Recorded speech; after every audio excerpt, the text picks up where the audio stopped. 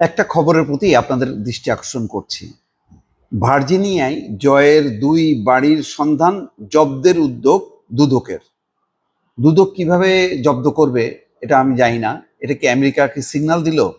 মানে এখন দুদক কি আমেরিকাকে নির্দেশ দেবে, মানে তাদের কর্তৃপক্ষ জব্দ করবে, নাকি দুদক সরাসরি যে জব্দ করতে পারবে? সেটা আইনগত ব্যাপার, আমি পরিষ্কার না। কিন্তু বিষয়টা খুব পরিষ্কারভাবে দুদক বলছে বাড়ি দুটির মূল্য বাংলাদেশি টাকায় 53 কোটি টাকারও বেশি। এগুলো 2024 সালের 6 জুলাই এবং 2014 সালের 5ই মে কেনা হয়েছিল।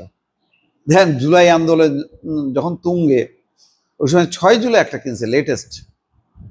মানে জানি না তখন কি টাকার মানে সরবরাহ বেড়ে গেছিল কিনা। দুদকের সূত্র বলছে যে বাংলাদেশের আয়কর নথিতে শেখ হাসিনার তথ্য এবং প্রযুক্তি বিষয়ক উপদেষ্টা সজীব আহমেদ ওয়াজেদ জয় এসব বাড়ির তথ্য দেননি। বাড়ি দুটির সন্ধান পাওয়ার পর যাচাই বাছাই শেষে তার জব্দের উদ্যোগ নেওয়া হয়েছে। সূত্র আরো বলছে, দুদকের অনুসন্ধান দল ঠিকানা সহ সুনির্দিষ্ট তথ্য কমিশনে দাখিল করার পর কমিশন থেকে অনুমোদন দেওয়া হয়। আদালতের আদেশ পেলে আইনি প্রক্রিয়া অনুসরণ করে যুক্তরাষ্ট্রের আদালতে এই তথ্য পৌঁছানো হবে। অর্থাৎ এই আদেশের কপিটা যুক্তরাষ্ট্রের আদালতে পৌঁছানো হবে।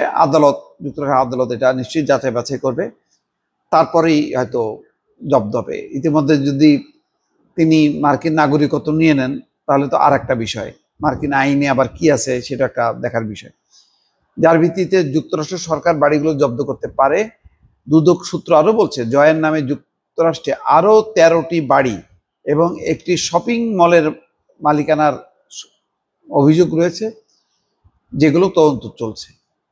আচ্ছা, আমার একটাই প্রশ্ন, যে এই পরিবারের কত লাগে, মানে কত লাগলে শেষ হবে আমি এটা বুঝতেছি না। পূর্বাচলে তাদের প্লটও লাগে, তাদের 10 কাঠা করে প্লট, 6 জন, জয় আছে, পুতুল আছে, রেহেনা আছে, ববি আছে, হাসিনা আছে, মানে ঢাকাতেও লাগবে। তারপরে শুধু এটাই তো না, তারপরে গাজীপুরে মাশাল্লাহ মানে বাগান বাড়ি আছে, গুলশানে ফ্ল্যাট আছে, বিদেশে বাড়ি আছে। মানে কত টাকা কিভাবে আসলো, কেমনে করলো? মানে এই যদি হয় তাহলে এদের মুখে বড় বড় বুলিয়া ওড়ানো। এবং এখনো দেখেন অনেক মানুষ আছে অন্ধ। এই যতই আপনি বলেন যে এরা দুর্নীতিবাজ, এরা এরা অসৎ টাকা পাচারকারী, আপনার কথা শুনবেই না, মানবেই না, অন্ধ এরা। আমার চারপাশে আছে, আমি আর নামগুলি বললাম না। এদেরকে আপনি ঘুম ভাঙাইতে পারবেন না। এই যে আমাদের এই দলান্ধ দলবাজ লোকজন, এই বিএনপির জন্য বিপদ, আওয়ামী লীগের জন্য বিপদ। এখানে দেখেন আপনি একদম প্রমাণ, না বিশ্বাস করবেন না। ওই যে বিবিসি বললো 8ই জুলাই তারা একটা অডিও রেকর্ড পাইছে যে যেখানে সামনে পাবা সেখানে গুলি করবা। তা বলেন না এটা ভুয়া, বিবিসিও ভুয়া, আল জাজিরাও ভুয়া। ওই যে ওবায়দুল কাদের বলতো না, বিএনপি ভুয়া, খালেদা জিয়া ভুয়া, তারেক ভুয়া।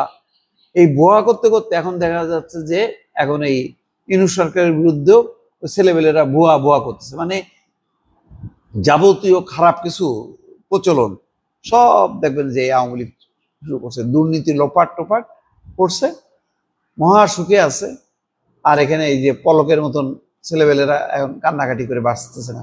তাদের তো এই রাজনীতির এই কঠিন, তারা মানে এমপি হয়েছে কম বয়সে, মন্ত্রী হয়েছে, বিলাসী জীবন দেখছে, কষ্টের জীবনটা দেখছে না। তাদের ওই দলের নেতা বঙ্গবন্ধু শেখ মুজিবুর রহমান, তার আদর্শের তো এরা না। তারা তো জেল খাটছে প্রায় কত 14-15 বছর, 20 বছর। এই জেল জীবন তো এরা দেখেনি, এখন আর সহ্য হচ্ছে না। এত বিলাসিতার মধ্যে ঢুকে গেছে, এখন আর জেলের খানায় পছন্দ হচ্ছে না। এই যে জয় দেখেন, এক মানে কি যেন এখানে গ্রাফিতি আঁকে, তারপরে কি করে না করে, তার পোশাক আশাক, ড্রেস আপ, মেকআপ, গেটআপ, কি বলতেছে, কি করতেছে, তার মধ্যে তার এই এত সম্পত্তি, কি করবে এরা? মারা গেলে কোথায় যাবে এগুলি সম্পত্তি, কে খাবে? আসলে এগুলি কেউ চিন্তা করে না, মরণের চিন্তা কারোরই নেই। ভালো থাকবেন, আল্লাহ হাফিজ।